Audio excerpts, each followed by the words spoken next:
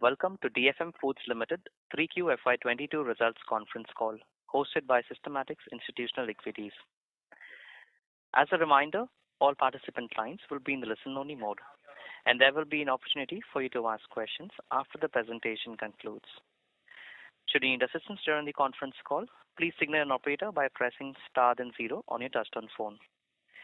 Please note that this conference is being recorded. I now hand the conference over to Mr. Ashutosh Jyotiraditya from Systematics Institutional Equities. Thank you, and over to you, sir. Thank you, Aman. Good afternoon, everyone, and welcome to DFM Foods Earnings Conference call. Today for the call, we have the senior management represented by Mr. Lagan Shastri, Managing Director and CEO, and Mr. Nikhil Mathur, Company CFO. Before we start, I would like to mention that in today's conference call, some of the statements might be forward-looking in nature. Actual results could differ from those expressed or implied. At this point in time, I would request Mr. Lagan Shastri to make his opening remarks. Thank you, and over to you, sir.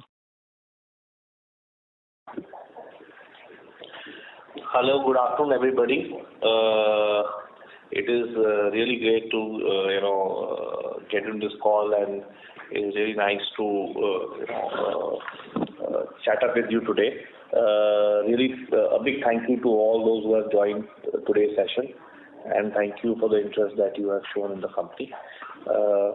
At the outset, I would like to reiterate, what I said now the third or the fourth time I'm saying is, our medium-term strategic priorities across the 4 key areas that we have set for the company post-acquisition. We want to drive, the first one is drive accelerated growth at a pace which is faster than the market. Sustaining profitability is the second area. While doing so, we need to sustain profitability. As we do this and become a bigger business, we need to focus on people and talent and get the right people on board so that these 2 things can be achieved. And also parallelly enable that talent with a much stronger and scalable system and a governance standard that is far excellent. So these are the 4 areas which we have set ourselves as the medium-term strategic priorities. On the first one, how have we moved, as we keep tracking these and as we do these calls, but how we moved on these 4 is what I'll spend the next 15-20 minutes talking about.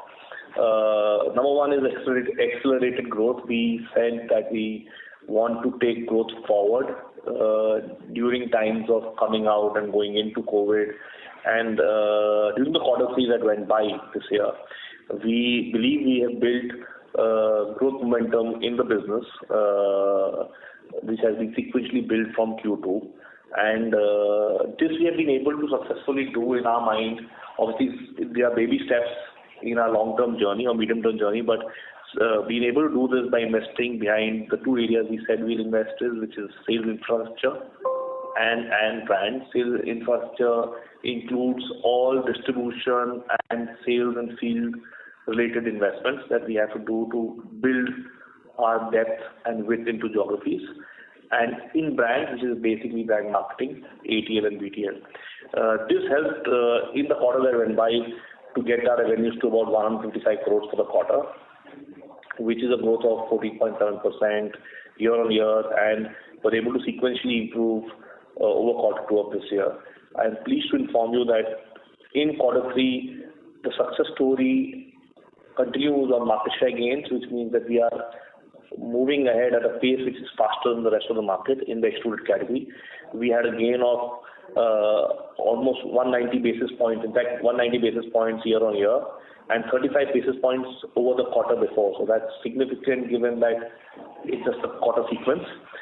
In our focus geographies, we gained a share by 360 basis points. So overall, we were able to gain 190, but in our focus geographies, we were able to go in 360 basis points, and sequentially in those places, we gained about 40 basis points from the quarter before.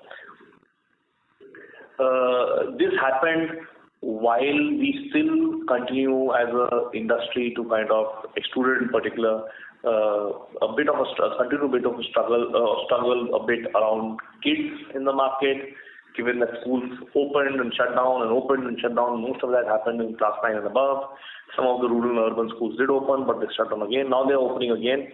But in Q3, this remained that way. And this restricted some of our ability to get to a significant chunk of a target segment, right? So we look forward as things come out of wave 3 to the situation improving further from where we were in Q3, where we probably are starting off Q4 in January. But having said it, we believe it will only get better now. While we grow in our market stature in the north in terms of share, we are deepening, as I said, our sales infrastructure there. We will be focusing on various channels. Retail channel, we continue focusing and automating that space.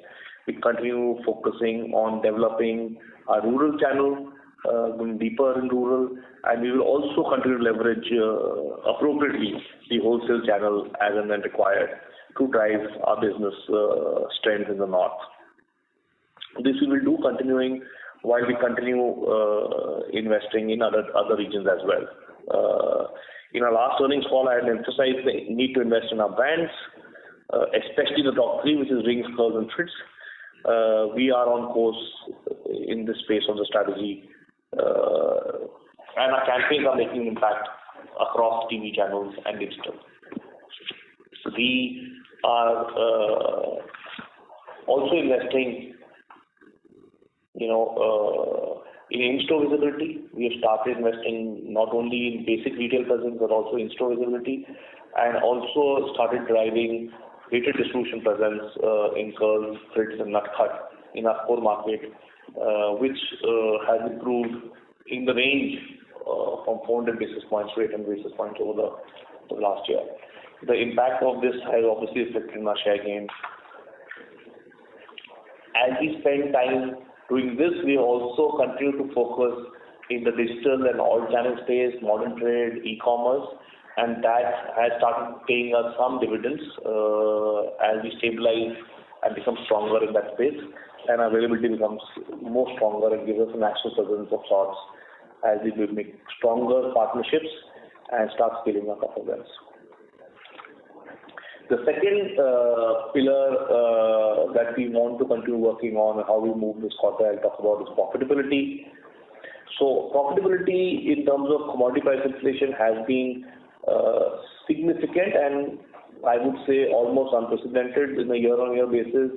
Having a commodity cycle that lasts for almost a couple of years and continuing to go strong has not been seen for some time. And this quarter was no exception. The market price of refined Pavoli oil rose 39%. I'm talking about the market price, not our prices, but the market price, grew by 39% in Q3 and on a year-on-year basis, and that of maize rose by 29%. Market prices of packaging material, example, laminates and cartons, also witnessed a similarly inflationary trend line. Additionally, prices of PNG continued the upward trend, which rose almost with 47% year-on-year. So given this scenario, in our last call, I referred to the comprehensive cost management program that we have initiated, and that has paid significant dividends for us, which has allowed us, even after doing some significant improvements the year before, to have further improvements on that sourcing ability, both from raw material and packaging material, and we've been able to optimize and calibrate our overheads in a manner in which our overall material margins have been largely in a range-bound space of 36 to 39%, which is significantly higher than other competitors in the market. But we have been able to also hold it in spite of our investments in in one of the new categories that we've gone in recently, and in spite of that, we've been able to get there. We have also been able to pass some of the cost increases to our consumers, given our pricing ability through grammage reductions. As a result of this, we were, as I said, be able keep our overall margins at 36.4, which in spite of significant investments, inflation has been, I would say, reasonably maintained in terms of variable margins. Given the fact that we have, invested in brand, sales infrastructure, technology and talent, and we continue to invest given our confidence in the growth in the future, we have continued with our previous quarter strategy of going after investments while maintaining profitability, as we believe that eventually we'll get operating leverage on our overheads. And given this, our advertising and marketing grew from 4.2% of net sales the quarter 3 of FY21 to 7.4% of net sales in quarter 3 of this year. And our go-to-market investments grew from 1% of net sales last year to this quarter this year at 2.8%. So that significant percentage of revenue investment at an overhead level below the material margin line. I should emphasize that the payoff from these investments have already started and will only strengthen in the quarters to come.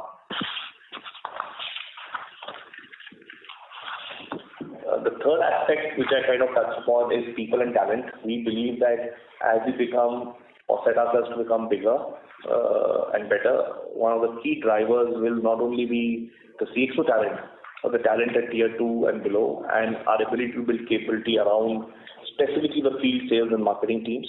And given that our leadership team has been actively involved in identifying such opportunities and recruiting people and young talent to come into space to kind of help this as we go forward.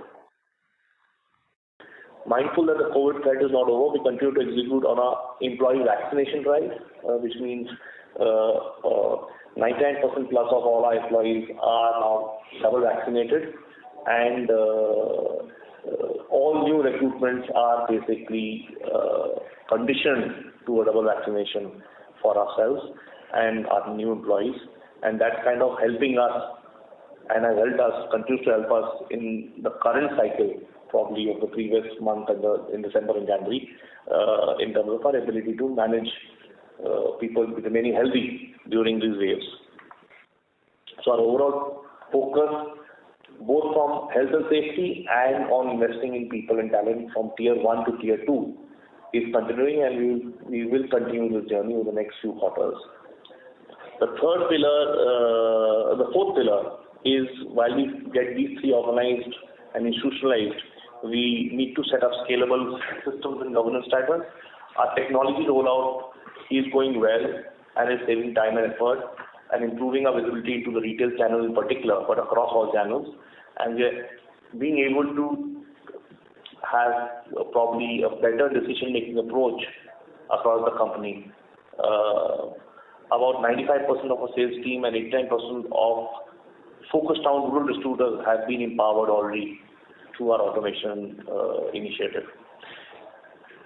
In summary, the theme in Q3 was to relentlessly manage costs continuously, specifically around variable space. This, on the back of a significant cost initiative the year before, is, to my mind, a reasonable performance, and we continue to keep working on that. As we do this and we invest in people, talent, marketing and sales infra, while calibrating overheads in a manner that allow us to eventually get operating leverage as we get scale on revenue, we believe we are creating a foundation for a robust growth going forward. Our intent to be a strong player in the snack food industry remains unchanged. I am confident that with the talented and experienced team at DFM Foods and the guidance of our distinguished board, we are poised to accomplish our growth plans. Once again, I sincerely thank all of you for dialing in for our earnings call today. Thank you. Thank you very much. Ladies and gentlemen, we will now begin the question and answer session. Anyone who wishes to ask a question may press star and 1 on their touchtone telephone. If you wish to remove yourself from the question queue, you may press star and 2. Please note, your lines will be muted as soon as your question is completed. Participants may ask their question in one go, so the others are allowed to ask their questions. Ladies and gentlemen, we will wait for a moment while the question queue assembles.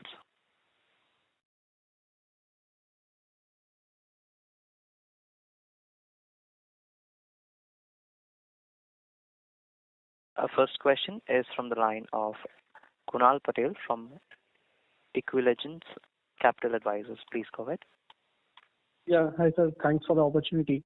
3 questions from my side. Kunal, your line is unmuted. Request you to please go ahead. Can you hear me? Yeah, please go ahead. Yeah. Thanks for the opportunity. So three questions from my side. First question, we have been spending heavily in sales and marketing. So can you please elaborate on any specific area, segment we are targeting and we want to gain significant market share there? Also, secondly, if you have any specific amount in mind that you would like to spend either as a percentage of revenue or an absolute number on sales and marketing. Also, if you can just quantify, if possible, what kind of growth we can see because of the initiatives we have taken. So second question is regarding our gross margins. It used to be roughly around 40% for last 3 quarters, for many years. And for last 3 quarters, it is roughly around 36-37%. So do you see it changing significantly because of product mix change for us? And where do you see this settling over the next couple of years? And lastly, are we calibrating any option to set up any manufacturing unit in any region in India? And if you can just talk about your capex plans, if any. Thank you. Thanks, Kunal. Thanks for the questions. I'll try and answer them. So our investments in marketing and sales infra, I think the question was more to do with marketing, is around our core brands, which are, to our mind, curls, fits, and rings. So we continue investing in that. In the ring segment, our strongest equity is around kids. So we'll focus on that and continue our approach around recruiting more kids into that space. Even as we look at continuously, like any other company, retaining these kids as they keep growing up. In the case of curls and fits, in our portfolio, they kind of have a slightly higher age as they don't carry a toy. And our approach there remains to retain that particular age group through curls and fits. So that's where we are investing. That's how we are investing from a marketing standpoint. Geographically, there is no particular approach in terms of ATL because ATL largely is, we are in the space of spending in the GC channels, in the kids channels, and obviously we spend more money, expanded into GC channels. But having said it, that's when you do GC, you kind of do most, except for South market, you probably start covering the whole of India, right? So that way there is no geographical override. Obviously, not being the biggest market, the maximum bang for the buck comes out of for us when we do that kind of marketing. Having said it, that's the approach on marketing. In terms of the kind of investments, do we have a cap in our mind? The short answer is no. We said that last quarter, we say this quarter, we will spend all our money in investing behind our brands and our sales infrastructure. So as long as we believe there's operating leverage, we go after that. And we believe it's just starting. So we will keep investing is the short answer. Now, do we see ourselves in the next few quarters to stabilize somewhere? Absolutely. What that number is, I would just hold myself right now because we want to see how the overall efficiency, effectiveness numbers reach, and absolutely, finally, we will have to get significant EBITDA, right? That's why we are there in the business. That's why you are invested in our business. Finally, it's about return on cash, and we are mindful of that, and we are aware that we need to get our EBITDA back at a particular level, but that will happen through operating leverage. So that's on the fixed side of the business, the investment side of the business. What time it will take? Earlier the better. I won't quantify when. On margins, which kind of banded between 40 to 36, A part of this is investments in some of our product categories that we are going in, or product flavors that we go in. It's the need of the consumer, or we believe that's the right place to be, but they're in the form of investment. So I won't say that they are permanently changing our mix in a manner which will change the margin profile.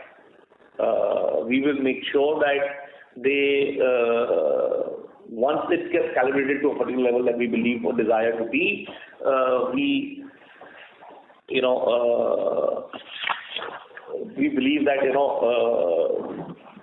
the margins will stabilize between, I believe, without any further commodity input, in the 37 to 40 range. Having said it, because of our investment, it's kind of moving between that band. Do I see it going back to 40? Why not? Do I see it going down below 35? I don't think so.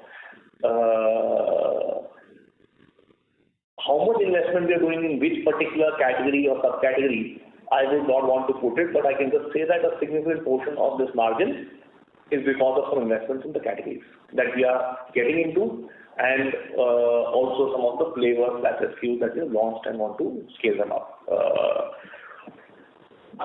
I can say this for sure that we are very, very mindful of our margin space.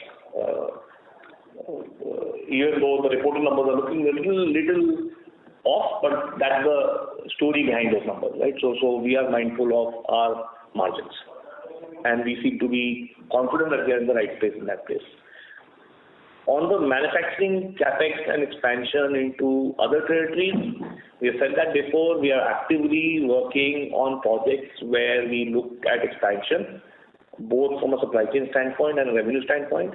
But we believe revenue does come first, and we are working actively to scale a few geographies. And at the right time, in the next few months and quarters, we'll probably looking at a manufacturing capacity expansion somewhere. I again won't want to. It will come to you guys very soon itself. So we'll just hold ourselves there. And yes, the short answer is we will have a capex expansion. Where exactly? We'll come to know. You guys will come to know shortly. Thank you. Yeah. A reminder to our participants, please press star and 1 if you wish to ask a question. Our next question is from Shirish Vajay from Money Life Advisory Services. Please go ahead. Thank you, sir, for giving me the opportunity. I have broadly 3 questions. So my first question is regarding our advertising and marketing strategy. So especially in the Western markets, we face kind of competition from players like Balaji, which don't spend that much on marketing and largely kind of focus on offering higher grammages and higher margins to retailers and trade margins. So my first question is, how do we kind of see ourselves competing with these players who have a business model kind of dependent on less spend on marketing? My question is regarding our product mix. So we have added namkeens and potato wafers in our product mix. So I wanted to understand the gross margin trends of these products. Like, are they similar to our extruded snacks products, and how do you see the product mix evolving going forward on this? And my last question is regarding our channel strategy. So as you have mentioned that we will be expanding in modern trade and e-commerce. So I wanted to understand the working capital picture going forward as these 2 channels evolve, because as far as if my understanding is correct, we won't enjoy the kind of negative working capital that we have been enjoying in our traditional general trade channels. Thank you. Yeah. So thanks for the questions. See, on Balaji or for that matter any other competitor, it's about deciding the vectors to win, right? So rights to win can be different, and you can have different strategic models to tell you which right to win you will take, what competitive advantage you have. So the way we approach it as a management team right now is we look at ourselves and see what are our competitive advantage and what are rights to win. And clearly, Balaji to us is in a different space. And we believe our right to win remains and continues to remain, if I would classify, articulate it, is kids, young teens, children, fun for the brand, enjoyment for the brand, equity for the brand. Those are places what we have acquired. So those are heritage, extruded, high profitability. These are competencies or capabilities that this company has. So building from there and strengthening those are what we need to build on. Trying to build an alternate right to win may not be the right approach and may not be desired. So as long as the right to win is strong enough to stand on the other person or the other competitor, you will beat that person, right? So Balaji takes a grammage approach and a pricing approach to consumer and a pricing approach to trade with very low gross margins and extremely low operating overheads. That's a different model. It doesn't mean that they are right and we are wrong, or we are right and they are wrong. It's just two different models, and the industry will survive with both the models, like it does the world over. It's about how you do your own model and win against everybody else. And we are confident that our model of going after building our brands, building strong distribution, and driving consumer price to get enough profitability and drive operating leverage is the right model for us. And that's our right to win. And we can talk about it a long time as to what all those are, but this is the summary. On potato chips, the category margins, very clearly the single biggest margin or one of the advantages is extruded, right? Extruded has traditionally been the highest margin, and that continues to remain like that. And chips and probably namkeen and even if you go to a bridge situation, a slightly lesser margin than extruded. But this question, not in this way, came last time also, and then why do we go into this? Is because we believe that it's not just about margin, it's about return on investment to the investor. And return on investment to the investor is about growth and profitability. It cannot be that we leave growth and only I can have 100% margin, 200% margin, but only sell one pack. It doesn't help anybody, right?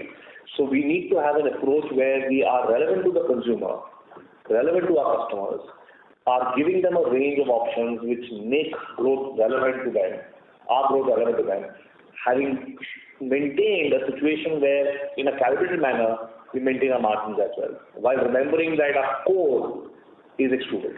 So is today's margin probably lesser? Absolutely it is lesser. Are we investing in it? Absolutely we will invest in it.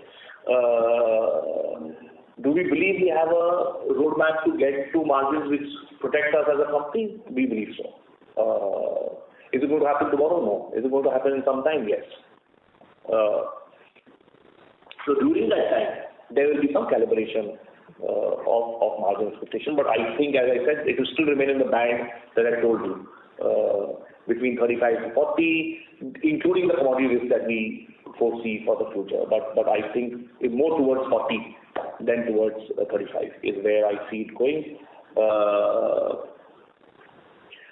On modern trade and the economics around working capital, that's an interesting question. So currently we see, given the kind of packaging products we are in, at least in the short term, which is, when I say short term, it's 3 months to about 15 months, I don't see them to be significant enough that it will affect our working capital requirements. The question is valid that how will the model work if they become 30% of our business or 40% of our business? I don't see that happening in the next 3 to 15 months, even with so much changes that happened due to COVID in the way the world works. The trends that we are seeing are nowhere close to getting to that kind of number.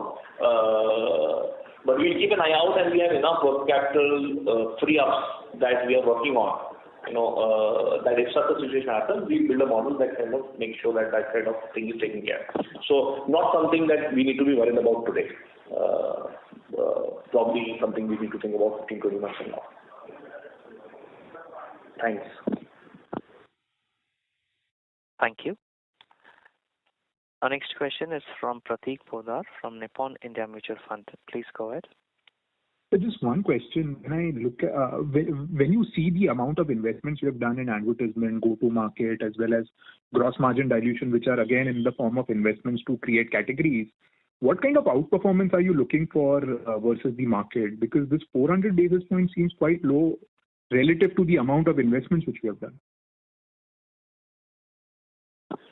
Yeah, so that's a fair question, and the way I would answer that is, outperformance on market is over a period of time. So you are currently seeing a period of time when we embarked on this journey about 4 months ago, right? So one has to contextualize this entire conversation in acquisition, followed by a COVID wave 1, followed by managing 10 to 12 months of getting the management team onboarded during that COVID time, and really get our act together and start working on all these initiatives in its full perspective. About really 12 months. Normally it would happen 3 months into an acquisition, probably happen 12 to 15 months into acquisition. So that part aside, the real journey started about maybe 6 months ago, right? And to expect more share in a single quarter, I think may not be fair. I think over 4 to 6 quarters, you should see better news. But I would just hold myself as to what kind of share that we can get or can get the industry itself to grow up, right? So there are 2 ways you can look at it. One is you grow the industry because you're the industry leader. The other is you grow share within the industry. So I believe both will happen, and that should get us to our desired state. But too early to comment on how much we want to grow in terms of share and in what time period. But we want to do it fast. That's how I put it. Thank you. Our next question is from Devanshu Sampath from Yes Securities. Please go ahead. Hello, sir. Good afternoon. So just a small observation. I was traveling. I traveled a little bit in the past few months. I had a chance to go to Rajasthan as well as Sikkim, and so I was on the hunt for different products over there by your company.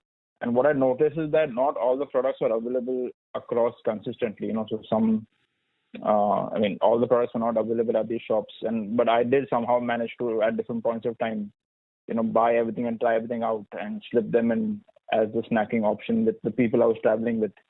So just some feedback that, the feedback was great, and the Fritz and the curls were amongst the favorites of the group. I had 2 questions. So do you think we are close to a time when the low price packs will not be viable anymore, and maybe the 10 rupee pack will become the lowest pack available? Maybe not now, but soon enough, especially considering that we are selling toys along with it. And is that a threat to our competency that you just alluded to? Because the low price point is could be a very high reason for kids buying that. So that is question 1. And second is, I noticed that the flavors that we are introducing are not very differentiated in some categories. So is that just to get, the products out there, and eventually we're looking at introducing more different flavors and in terms of differentiation over time? So if you can just share your thought process on these. Thanks. Yeah. So thanks for the questions. So on price point, we believe, on growth, there's always, when you're building brands, the right way to grow is also command better pricing. So there's no 2 ways about it. But commanding better pricing need not be only consumer pricing, but actually trade pricing as well, right? So our ability to command better trade pricing is giving us the kind of variable margins we get. And that is a core competitive advantage that we have in the extruded industry, which we want to maintain and in fact strengthen. So that's one. Does that mean we should not consumer price at 10, 20? Yes, we should, and we are working on that, and we will continue working on that, and believe that we have significant presence in that space over the next few quarters and years. But having said it, our core right now is the rupee segment, and it is profitable for us as opposed to other players. And we believe we can further strengthen that as we build our brands. So both those aspects will work, but probably more energy around rupee side. A long-term view of how this will play out, and the point here is whether it's 2 years out or 10 years out is very difficult to say. But absolutely, inflation will get everybody to a higher price point at some point. Will it happen during the next 3-4 years? No, probably not. Will it happen over the next 10 years? Probably, surely yes. Will it happen? But will it happen? Will it not happen? The answer is it will happen. I think the 1 rupee went to 2, the 2 went to 5, the 5 will go to 10. It's forecasting this, so we don't know that today when it will happen. But we'll be aware of it. We'll be cognizant of it. When it happens, we'll be the people to lead it. That much I can assure you. On being differentiated, we believe we are differentiated in the core extruded space. We are differentiated on rings. That's why we are there where we are. We want to continue differentiating in that space. We are differentiated on curls, being the softest of the puffs that are there in the market, and we are certainly differentiated on fits. We are also differentiated on a fourth product which is there in nut cuts. So all 4 of our products are really good. But when you go to a chips or the bit of namkeen that we play in, that's not a space where currently we are differentiated, but this much I can say we are better. All our products, whether it's namkeen or chips, and I'm saying this with confidence, are better than the market. In fact, in some senses, some of these are even better than the market leaders. And I can say this with confidence, with research, right? So, but are they differentiated? Is that the right approach in those categories? Our belief to enter, it was not. Because that would require, again, significant investment in marketing to communicate that to the consumers, and we felt that the right approach would be to get in and build the category presence and then look at differentiation that side. But are we going to differentiate across our portfolio? Yes, that's one of our rights to win that DFM has, and we'll maintain that right to win over the years as we move forward. Thank you. Our next question is from Naitik Modi from OHM Portfolio. Please go ahead. Yeah, hello sir. Thanks for the opportunity. Sir, in reference to one of the participants' previous questions where you said, where the question is that Balaji offers far more grammage at the same price, which was also one of my observations to a few store visits. So you alluded saying that both of us have different business models, but my question is from a consumer's perspective. I'm not really bothered whether Balaji or a DFM or anybody else what models. All I'm bothered is at what price I'm getting how much grammage. So how do you compete to that?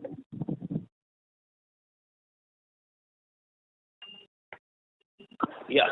So Naitik, simply है कि आप right to win होता है ना. So let me say it in a particular way, right? A right to win is to the consumer only finally, right? Finally, your ability to win in the marketplace is against the consumer. So if I would say the simplest way to understand right to win, because I said there are different models to decide right to win, is the Kotler's 4P. So to put it simply, a right to win could be on pricing, could be on promotion, could be on placement, and could be on product, or it could be all 4. Right? So Balaji's approach to consumer is right to win on pricing. They give more grammage in the same price. That's the right to win. A Lay's right to win is promotion. They advertise and make a brand, right? Another company, let's say, I'll take my example, Fritz example, where product is the right to win. My product is differentiated, which is the question that came in the earlier slide. The product is differentiated. Another right to win in the north, for example, in a company like ours, is placement. Our ability to place products in deep rural, in urban, in numerically high-end distributed company across snack food. This is a right to win. So how will you win is choosing which of these 4 to use this model as an example are you going to compete on. And consumer will make the difference, because if I am more available, I am better placed, then I will be available and not Balaji. If I am better differentiated product, he'll be willing to give me an extra price. If I'm better on branding and better on equity, he'll be able to give me a better price. And obviously, to use Balaji's example, if I'm Balaji, I'm able to give you a better price. He'll probably take me because he doesn't want the brand. So there'll be a consumer target which will want this, and some other consumer target will want that. Now there will always be an overlap, and that's why there's market share and relevance and how you're meeting the other people. So my simple answer is, we'll focus on our choices or rights to win and win the marketplace. Right? So this is our choices. Yeah.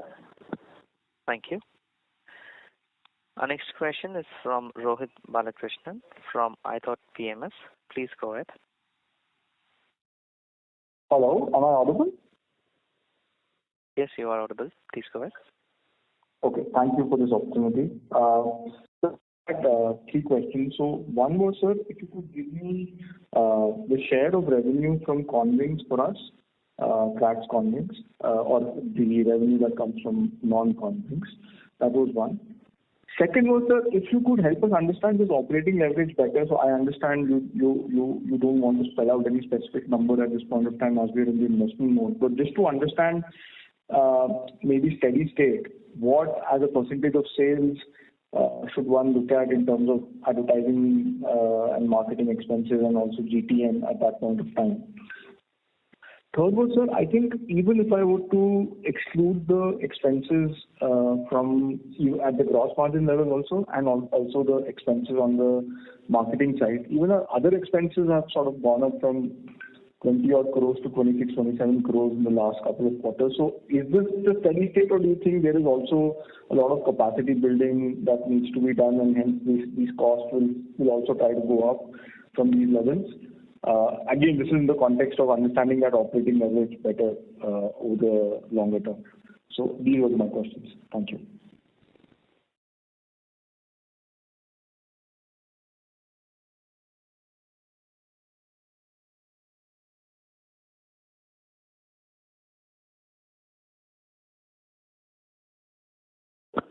Hello. Yeah, on the fact that how is Rings doing or not doing, I would just say that we continue to grow the distributed portfolio, and our products, which are all of them are growing, and the products which are products like fits and curls are growing faster than the others, right? So that's how I put it, and this is part of our approach, that we want to build a more balanced portfolio, and we are happy that that's what's happening right now. On the fact of operating leverage, see, I mean, at the end of the day, we took a company, the way I'll put it this way, we took a company which was at 12 to 13%, 11.5 to 13% EBITDA. We would only like to get stronger, right? So there is no way that we don't want to get back to 11.5 to 13, it's not 14 or 15% EBITDA, right? So that's the reality. That's the objective. Now, will we get there? When we get there, how soon can we get there? Is a question of operating leverage, right? That's the question you're asking. So given our range of material margin is going to be in the range of 36 to 40%, everything else needs to fit in the balance. Is the way you should look at it. Right? At some point over the next few quarters, or maybe over the next whatever, right? Sometime we will get the things calibrated to get to those kind of levels. So that's the way I would approach that question. Now, as I said, there are different drives to win, different models to go to. For different brands also it can be different. So not all brands need to be marketed, not all brands need to be promoted. So depending on how the mix plays out and how we decide the kind of mix should be, the investments in marketing can be different, and that's why I don't want to put a number to it. And so also the investments in sales are. So if some product is going after without marketing and that becomes big, your marketing investments come down, but your distribution investments go up, right? And so on and so forth. So therefore, at an overall level, that's the approach. But independently, too early to call out what it will be eventually. But that's the target.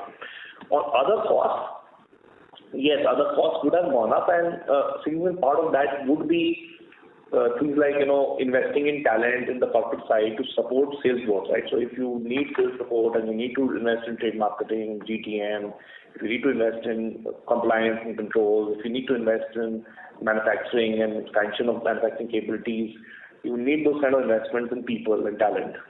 And that's probably is showing up in some fashion. And we are very aware that those are clear. 99% of everything that you see as cost increase is this one I can say is investments, which are very considered and deliberate.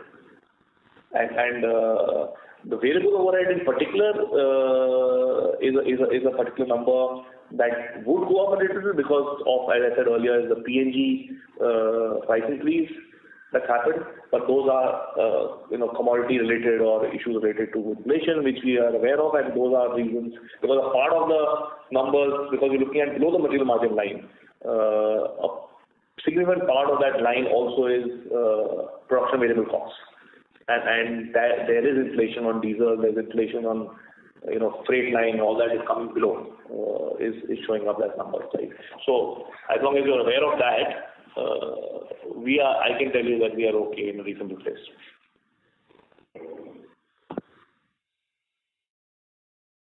Thank you. Our next question is from the line of Romil Jain from Electron Capital. Please go ahead. Yeah, thank you for giving this opportunity, sir. This is Arpit, Romil's colleague. If you see, since the new team has joined and the advent has taken over, pandemic hit, but in last few quarters, the team has managed to really do well in terms of outperforming the market and getting market share. So just wanted to understand what has worked well for us, and if you assume that as things normalize, do you think we'll be able to outbeat the market growth by similar numbers? Also, I just wanted your a color on how distribution has expanded in last, say, 6 to 8 quarters, and what are our plans in terms of expanding the distribution over next few quarters? Yeah, so I think first I answer the second question. The distribution at an overall level continues to expand both at a numeric level and a weighted distribution level. So ND and WD across our brand portfolio for all our brands has grown. And I can say for both our core and focus geographies. So it's not that it's not grown somewhere, it's grown across the board and across geographies. So that's the distribution. Now, is there more opportunity? Absolutely. Can we make it much more substantial? Yes, we can. And we are going to work on making that happen. But in itself it's not bad. It's reasonably significant. The first question was about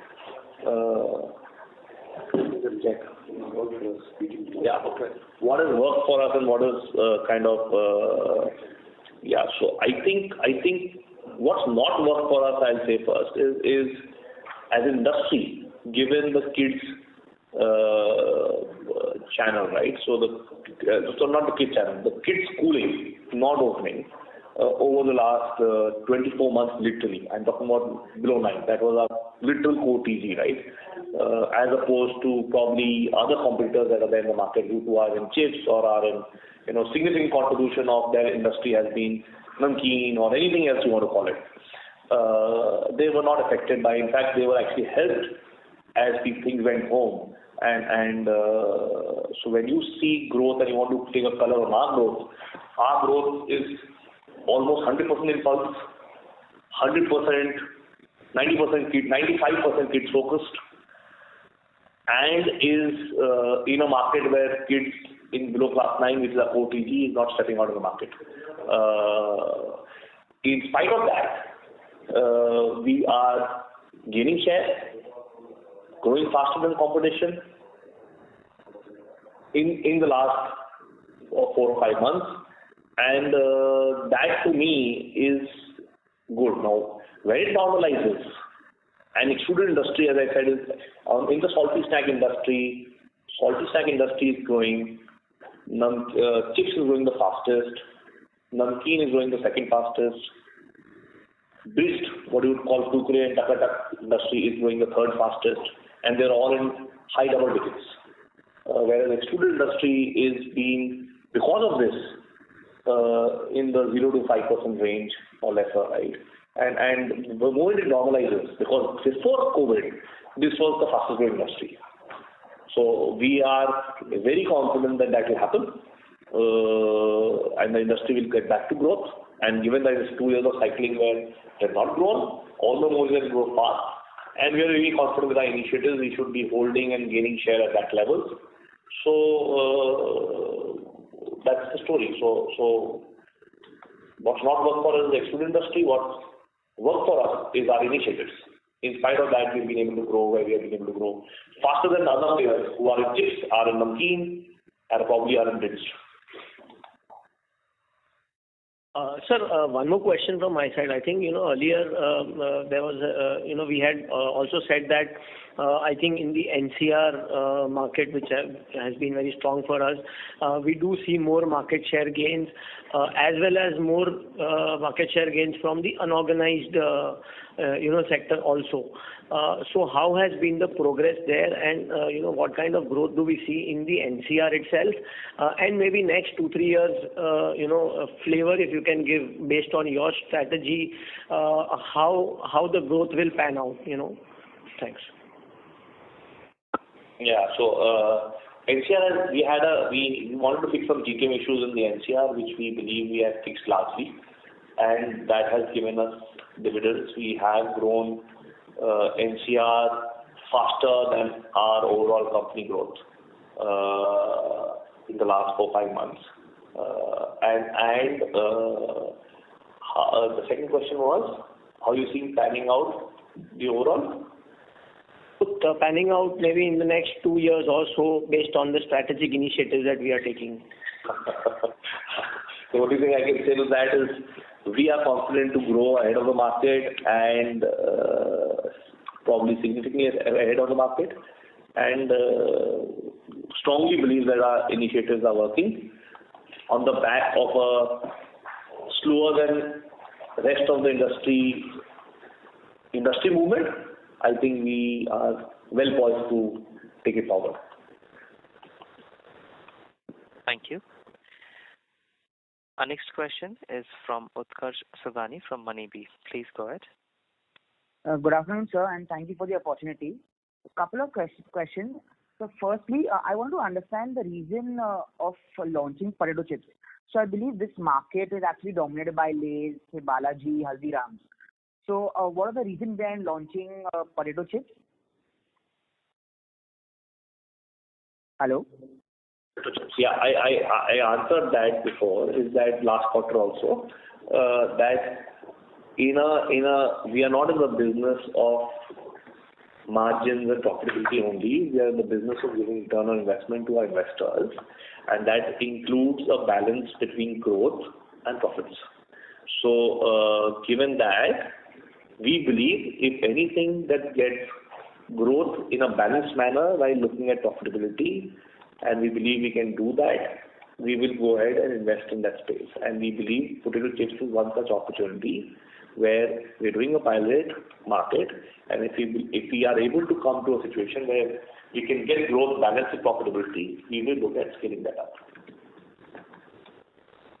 Thank you. Our next question is from Vaibhav from Honesty and Integrity Investment. Please go ahead. Yeah, hi sir. Thanks for providing the opportunity. Just 2 or 3 questions. So one is that historically, we have been operating on a negative working capital cycle.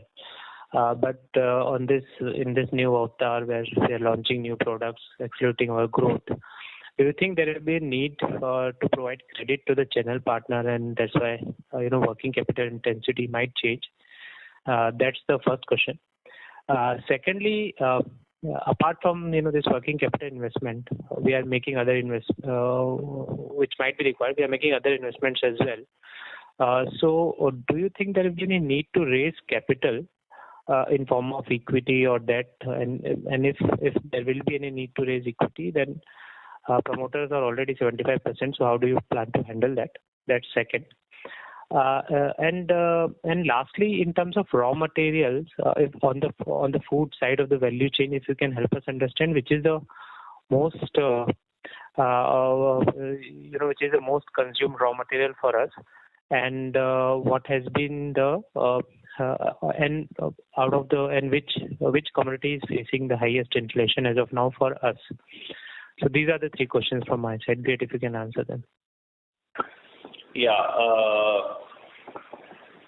So on working capital, we believe that the distributors will need capital, but that does not mean that we need to fund that capital.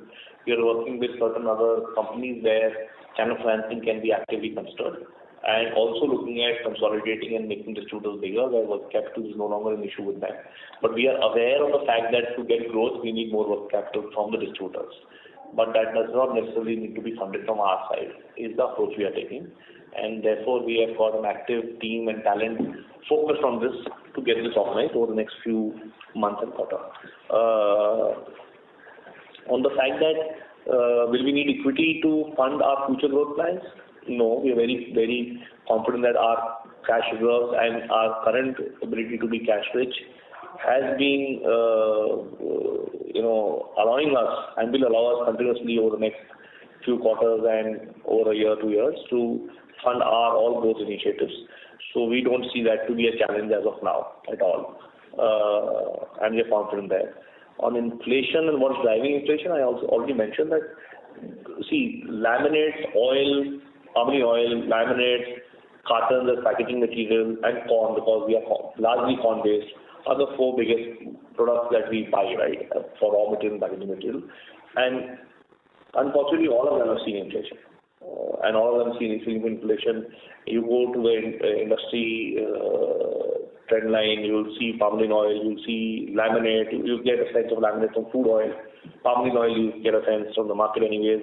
Carton is about scrap paper, and given Europe and China and the place where they are, you see inflation there as well. This is all market information. And corn also has gone up, maize and corn in India, because of not minimum pricing, but really all the issues that happen with farmers. So everything else, there's no such, and what you're seeing right now is a lot of those inflation, right?